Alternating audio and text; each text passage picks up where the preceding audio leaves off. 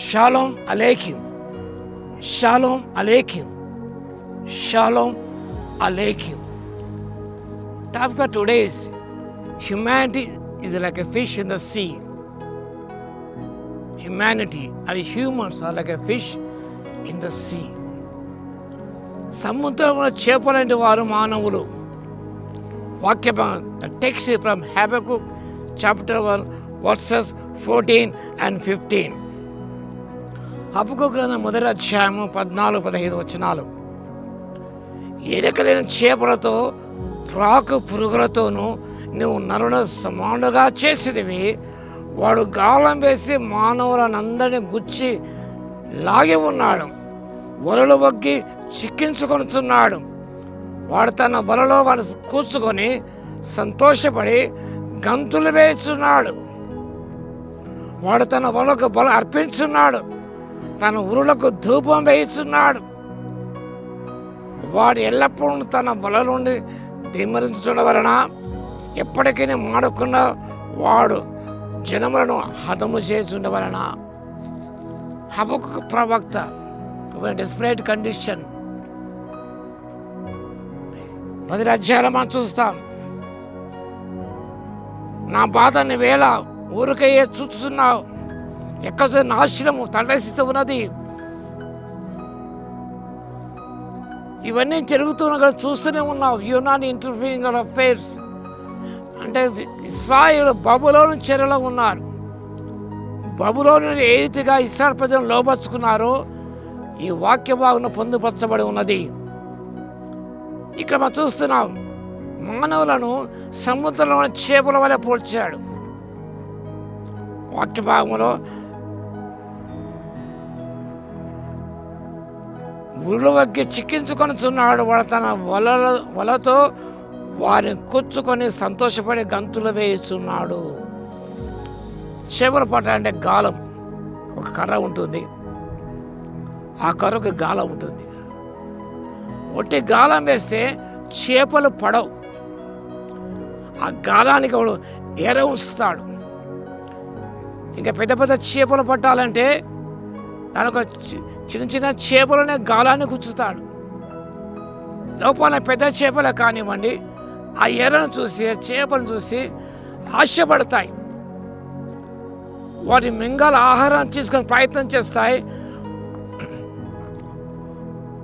ఆ ఎర్రను లేదా చేపలు మింగల ప్రయత్నం చేసినప్పుడు గాలం ఆ చేపల గొంతులు గుచ్చుకుంటుంది. అవి చేపలు పట్టే వానికి దొరికిపోతాయి. వాటి పైకి లాగేసి వలలో దిమ్మరించుకుంటాడు, అమ్మేస్తాడు. అదే విధంగా సాతాను ఈనాడు గమనించినప్పుడు వాడు గాలం వేస్తున్నాడు, రెండోదిగా ఉరులు వేస్తున్నాడు. చేపడానికి వల ఉంటుంది, నెట్. ఈ రెండు సాధనలు ఉపయోగిస్తాడు. చేపలు పట్టాలంటే వాడు పెద్ద వల వేస్తాడు. వాడు సింగిల్గా చేపలు పట్టాలంటే గాలం వేస్తాడు. వాడు ఒక గాలం ఒక చేప పడుతుంది, మళ్ళీ ఎరబెట్టి మళ్ళీ వేస్తాడు. అదే సాతాను కూడా ఈ లోకములో సముద్రములో ఉన్న మానవులు అంటే మనల్ని వాడు ఎర చూపించి వాడు గాలం వేసి చిక్కించుకొనుచున్నాడు. వాని ఉరిలో పడిపోతున్నారు, వాళ్ళు చిక్కుకొని ఉన్నారు.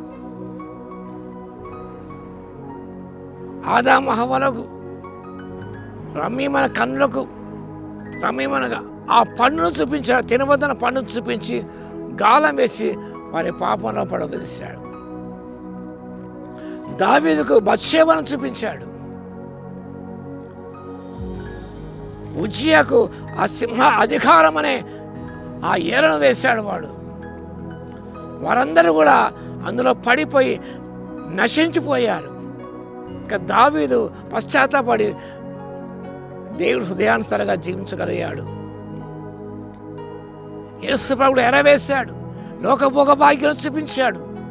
కానీ ప్రభు ఆ ప్రలోభాలు లొంగిపోలేదు, ఆ ఎరకు లోను కాలేదు.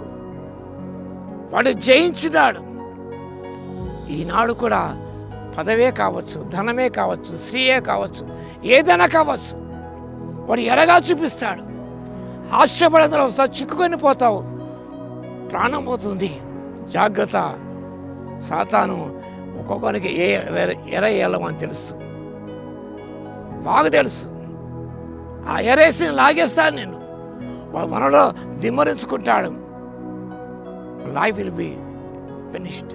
జాగ్రత్తగా ఉండే సాతాను వేసి ఎరలకు లొంగిపోకుండా ప్రభు వలె వాక్యం చేత ప్రార్థన జయించి మనం సాతాను కూడా పడిపోకుండా తప్పించుకోవడానికి పరిశుద్ధాత్మ దేవ శక్తిని మనకు దయచేయను గాక. ఆమేన్. స్తుతికి పాత్ర మహోన్నతులు మీకు వందనాలు స్తోత్రాలు తండ్రి.